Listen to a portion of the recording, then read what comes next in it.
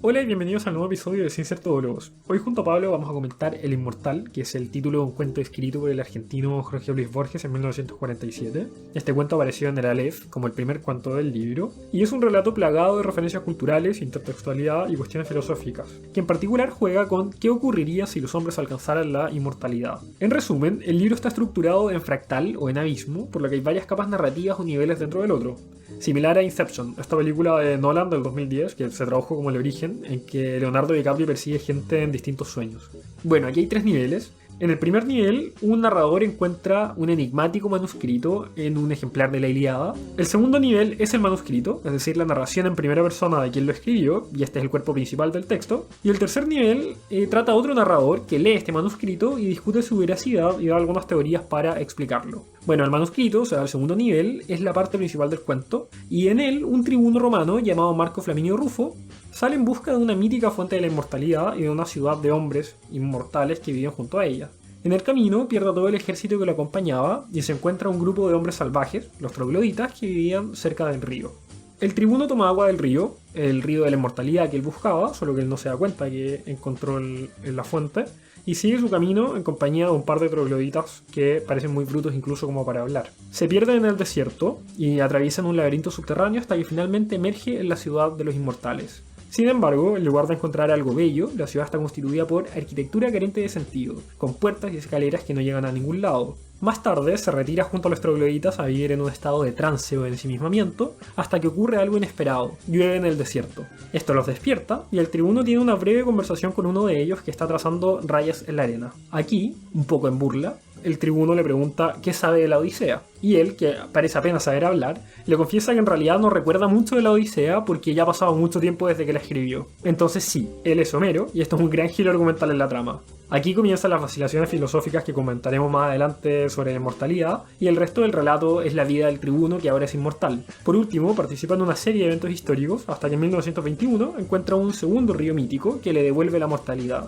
Sin darse cuenta, bebe de él y se sorprende cuando de la nada sangra de una herida y descubre lleno de felicidad que volvió a ser mortal. Bueno, el libro es una experiencia muy rara, muy experimental. Siento que desafía la lógica bastante. Su recuento sobre la arquitectura además me recuerda a Lovecraft, en particular a Dagon, que es uno de mis cuentos favoritos. Y me gustó mucho el segundo plot twist que está fuera del relato, donde escribe que quizás suena tan fantástico porque se relata las vivencias de dos hombres en la misma historia. O sea, confunde a Homero con Marco Flaminio Rufo. No sé qué opináis tú. Es muy bueno. Yo hace un par de semanas había escrito una columna sobre este mismo texto. Ya. Que es curioso, hay varias de las columnas que escribo a lo largo del tiempo que se relacionan o con el podcast antes o después. Por ejemplo, hace un par de semanas escribí algo parecido al por qué leer los clásicos. Va a haber que ponerle en la descripción. Claro, va a haber que ponerle en la descripción para que me lean. Para que alguien me lea, como para variar. Pero me gusta mucho el cuento. Yo lo leí la primera vez hace, no sé, 5 años. Igual en el 4 colegio. años. Yo ya estaba en la universidad, primer año o segundo año, no me acuerdo. Pero fue un regalo de un amigo el libro. ¿El Aleph? El Aleph. Pero El Inmortal fue un excelente gancho para entrar, porque es un cuento bastante interesante, un relato más bien, porque no sé si se puede llamar un cuento estrictamente hablando, en el sentido de que mezcla varios géneros, entre el ensayo filosófico y análisis de manuscrito, y el propio cuento, que es la parte central. Está pero muy cargado de sentido en muy pocas páginas. es súper denso, que es algo que en general pasa con las cosas de Borges, que siempre mete esta especie de hipererudición que muchas veces es falsa, muchas veces inventa datos. ¿En serio? Es una... Yo pensé que me quedaba en el fondo, grande nomás. Mira, qué interesante, me subiste la autoestima. O sea, Borges es infinitamente erudito, indudablemente, pero además de eso le mete su propia cosecha como para hacerlo todavía más. Grande.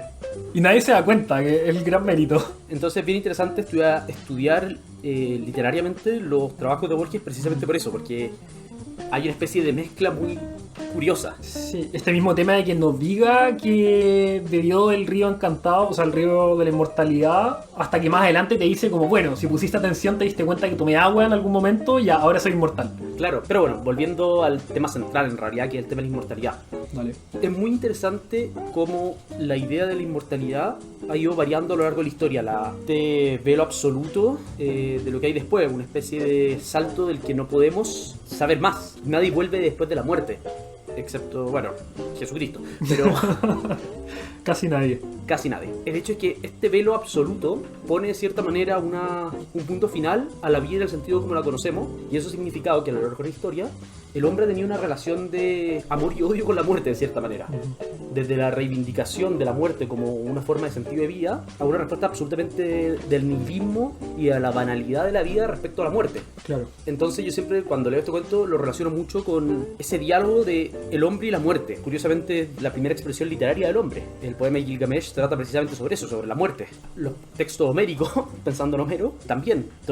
La cantidad de veces que se habla del hado de muerte que pesa sobre mí. Porque los héroes de cierta manera saben que están destinados a morir. La idea de la muerte es algo que el hombre no puede evitar pensar en ella.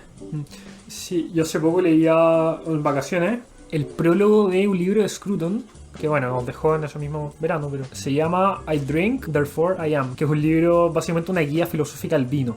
Y bueno, en el prólogo cuenta, básicamente dice como, bueno, ¿por qué un filósofo está haciendo una introducción al vino, teniendo en cuenta que el vino, no sé qué, el alcohol, el consumo de alcohol, ya no sé qué? Bueno, déjenme tranquilo, yo no estoy obsesionado con vivir para siempre, yo encuentro otros placeres además de estar vivo, así que chao, no me interesa, ustedes váyanse con su... Deberíamos meter a todas las personas con su obsesión por la vida eterna en una isla, quizá hubiesen terminado como los inmortales de Borges, pero bueno. Eso, claro. Y además se lo relacioné con este tema de la pandemia, y una reflexión que escuché en este ciclo de charlas de Barken, de Nicare, creo que cuando lo comentaba con Carlos Peña, no sé si la viste, donde dice que la pandemia hizo que todos nosotros, esta generación que es más joven en el fondo, o sea, no Carlos Peña obviamente, pero él hablaba de la juventud, que hizo que la muerte dejara de ser algo alterno en el fondo. Porque cuando nosotros pensamos de la muerte, lo vemos casi como en tercera persona, o sea, totalmente en tercera persona, pero como si fuese una cuestión que nunca nos va a ocurrir, o sea, como que le pasa a otros. La muerte no es algo que la mayoría de las personas de nuestra edad tenga como algo cercano. Hasta ahora, que entendemos que la muerte es algo que en realidad puede sucederte en el presente, ¿cachai? Lo que es una ilusión completamente, porque eventualmente la muerte te va a atrapar en el presente igual, solo que es un presente que va a ocurrir muchos años más adelante, pero... O tal vez mañana, lo mismo, podría caer muerto ahora. Claro, pero la muerte siempre te atrapa en el presente, en otro presente, estamos de acuerdo, pero la muerte nunca es un hecho futuro en ese sentido, subjetivamente. Tú dijiste algo muy interesante que le pasa a otras personas, y efectivamente la muerte siempre le pasa a otras personas hasta que te pasa a ti, que es una idea bien curiosa, uno no puede... de cierta manera contemplar la muerte propia, porque en el acto de morir, en el acto de poderla conocer, porque la viviste, ya no estás, ya no la puedes conocer, al menos en nuestro plano conocido.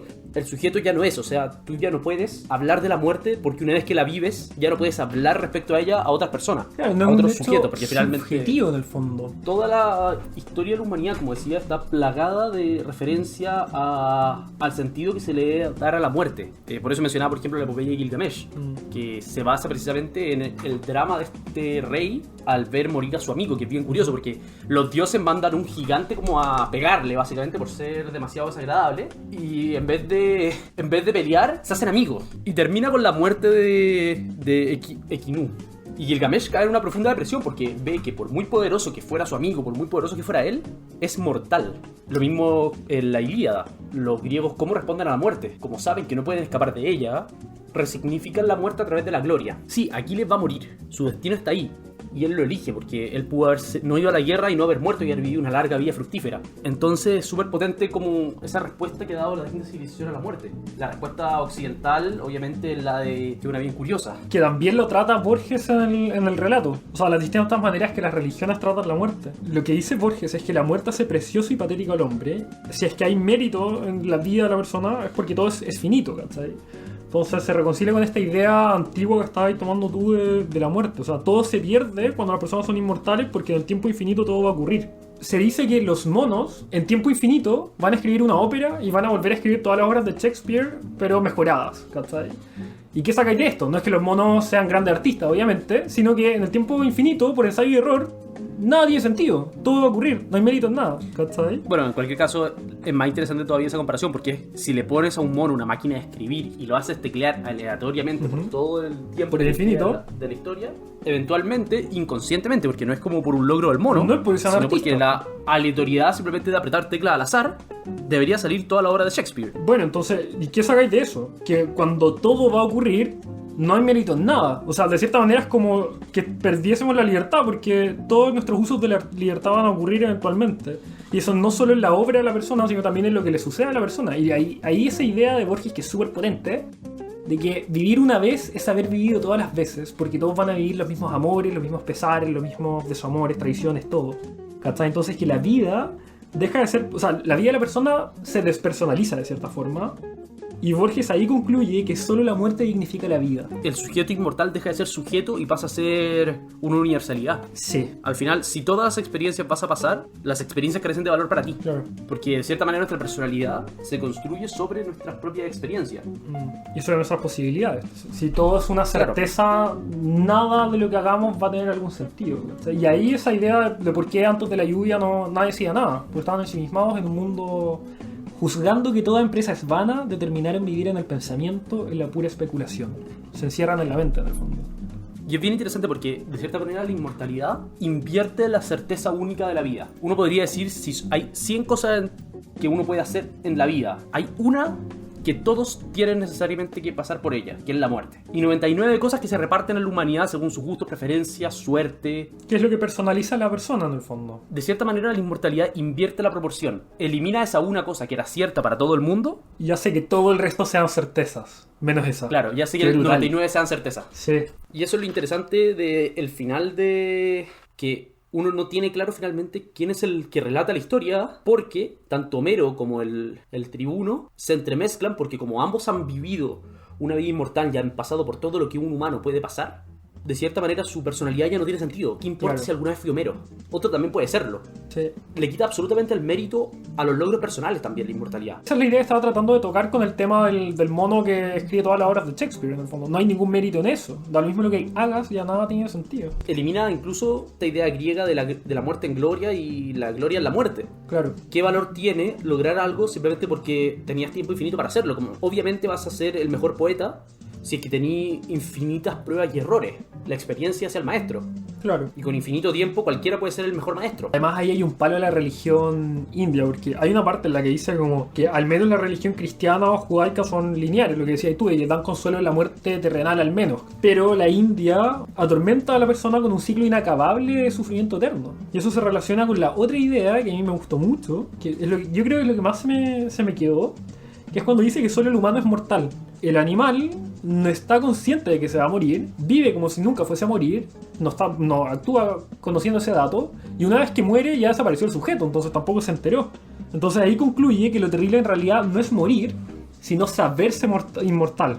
¿Cachai? Y esto está en sintonía con el subjetivismo, que está muy bien relatado en el texto también, que cada momento, o sea, cada página que pasa siendo inmortal se va desvinculando la reflexión o la narración del mundo de las cosas, de la realidad externa, y empieza a vacilar sobre el sujeto y el entendimiento y replegarse así. Hay un par de citas también muy buenas en la que dice esto de que quizá entendemos, o sea, asumimos que la realidad es real porque es lo único que se nos presenta, una cosa así. Hasta ahí de a poco va desvinculándose de lo físico. La idea de la muerte como subjetiva y propia únicamente de aquel que tiene una autoconcepción es bastante relacionada con toda la fenomenología finalmente, con el Lebenswelt, o no sé cómo se pronuncia, idea de mundo, claro, que construye Husserl.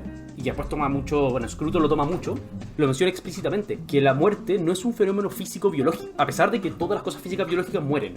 Pero la muerte como concepto es un concepto subjetivo, y solo la muerte existe en el sujeto, porque solo él tiene conciencia de que existe, y aquel que no tiene conciencia de que existe es como si no existiera. Por eso. Y ahí la idea de Borges de que los animales son inmortales. Claro, o sea, es que no son inmortales, no son. Objetivamente no, pero la subjetividad de la interioridad del animal no le permite conocer la muerte, entonces vive como si fuese inmortal y una vez que murió nunca se dio cuenta que le pasó, y eso es lo que lo distingue de la experiencia humana en ese sentido. O sea, y una serie de cosas que probablemente Aristóteles me estaría pegando por no mencionar, pero bueno. La muerte da sentido a la vida, pero solo en la medida de que el sujeto es consciente de su propia muerte, que es indiferente si es que efectivamente hay una vida post-terrenal, si hay un cielo, si hay Dios, si hay ángeles. De cierta manera es indiferente, la muerte es preferible a una vida carente de sentido. Es muy interesante cómo de a poco lo subjetivo, o sea, el relato empieza a desvincularse de lo que le ocurre físicamente al tribuno y empieza a vacilar filosóficamente, intelectualmente, una idea a otra, hasta que ya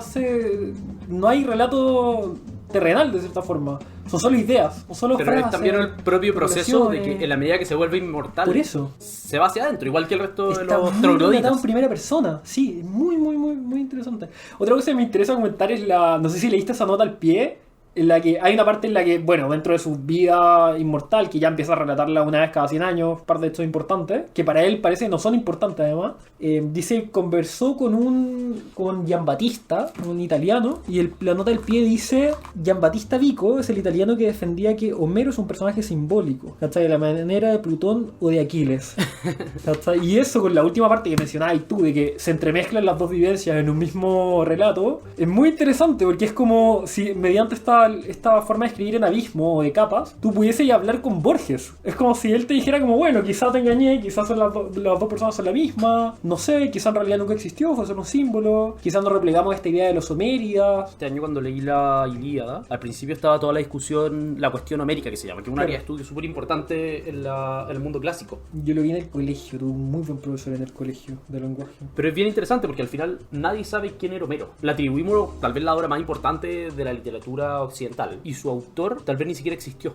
Tal vez fueron un conjunto de personas, tal vez fue una escuela, tal vez fue una persona pero que en realidad tomó simplemente cosas de otro o tomó un poema oral que existía. Hoy en día las teorías van a que efectivamente Homero es una persona. Esto va y viene, pero actualmente no estamos en la fase de creer que eran varias personas, sino que la opinión mayoritaria es que probablemente era una persona aparte de una escuela que absorbió cosas que venían de atrás. Se da una doble cosa en el cuento finalmente. Por un lado te dice, Homero es una persona, pero también Homero es una idea, porque al ser Homero inmortal en el recuerdo, no importa quién era realmente. Claro, y también los tópicos de su obra resuenan en los tópicos de la mayoría de las obras hacia adelante. Ahí volvemos a la idea del mito del héroe y todas estas cosas. Y también a la idea del clásico que conversamos en el segundo episodio, si no me equivoco. De Calvino, del talismán. El clásico no puede desprenderse del hecho que es un clásico. O sea, uno no puede leer la Odisea sin saber todo lo que se sabe de la Odisea. Bueno, algo de eso está en Fahrenheit 451. No lo he leído, así que no podría decir. Tenemos otra cosa planificada, de hecho sería bueno contar. Vamos a tener nuestro primer invitado la próxima semana.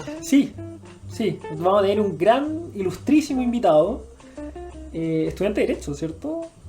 Estudiante de Derecho. Estudiante de Derecho, un hombre muy formado, director de formación de un prestigioso instituto juvenil. ¿Juvenil o no? Claro, por lo menos lleno de gente motivada, de espíritu joven. Y lo más importante, personalidad de Twitter. Que ese fue su salto a la fama. Recuerdo cuando estaba como en el colegio y Tito tenía como 10 años y estaba peleando como con todos los panelistas de la tele, como weón Paul Z, así como de 1 a 1, era muy entretenido. Grande. Pero bueno, en último término al final, el hablar de la muerte es hablar de la condición humana. Porque la condición humana solo tiene sentido con la muerte para Borges. Por eso mismo, la base de la literatura se encuentra en la muerte. Aunque el primer sentimiento que relata la literatura occidental, al menos, es la cólera. La primera palabra de la Ilíada es cólera, ira. Canto musa la ira del pelí de Aquiles. Traducido al español, obviamente. En el griego parte con... Dime cólera, que lo leíste, por favor, dime que lo leíste. ¿Qué cosa? Eso. ¿Qué calidad de este podcast?